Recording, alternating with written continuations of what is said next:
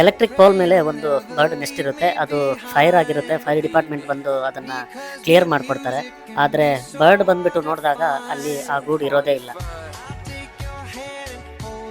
ಆದ್ರೆ ಈ ಸ್ಟೋರಿಗೆ ಒಂದು ಟ್ವಿಸ್ಟ್ ಇದೆ. ಆ ಡಿಪಾರ್ಟ್ಮೆಂಟ್ ಅವ್ರು ಏನ್ ಮಾಡ್ತಾರೆ ಅಂದ್ರೆ, ಆ ಪೋಲ್ ಮೇಲ್ಗಡೆಗೆ ಇನ್ನೊಂದು ಪೋಲ್ ನ ಕನೆಕ್ಟ್ ಮಾಡಿಬಿಟ್ಟು ಅಲ್ಲಿ ಆ ನೆಸ್ಟ್ಗೆ ಒಂದು ಗೂಡನ್ನ ರೆಡಿ ಮಾಡ್ತಾರೆ. ಅಲ್ಲೇ ಬಿದ್ದಿದ್ದಂತಹ ಕಡ್ಡಿಗಳನ್ನೆಲ್ಲ ಹಾಕಿ ಆ ಹಕ್ಕಿಗೆ ಒಂದು ಗೂಡನ್ನ ರೆಡಿ ಮಾಡ್ಕೊಡ್ತಾರೆ.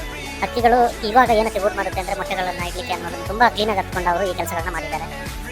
ಇದು ಕೇರಳದ ಮಲಪ್ಪುರಂನಲ್ಲಿ ಆದಂತಹ ಒಂದು ಘಟನೆ. ರಸ್ತೆ ಅಗಲೀಕರಣ ಕೆಲಸದಲ್ಲಿ ಏನು ಯೋಚನೆ ಮಾಡದೆ ರೋಡ್ ಸೈಡಲ್ಲಿ ಇದ್ದಂತಹ ಒಂದು ಮರವನ್ನು ಕೆಡವಿ ಕೆಳಗಡೆ ಹಾಕಿದ್ದಾರೆ.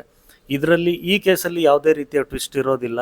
ಯಾಕಂದರೆ ಕೆಳಗಡೆ ಬಿದ್ದಂತಹ ಮರದಿಂದ ಅದೆಷ್ಟೋ ಮರಿಗಳು ಮತ್ತು ಮೊಟ್ಟೆಗಳು ಒಡೆದೋಗಿರುತ್ತೆ, ಮತ್ತು ಮರಿಗಳು ಕೂಡ ಸತ್ತೋಗಿರುತ್ತೆ. ಬೆಂಕಿ ಬಿತ್ತು ನಿಮ್ಮ ಡೆವಲಪ್ಮೆಂಟಿಗೆ.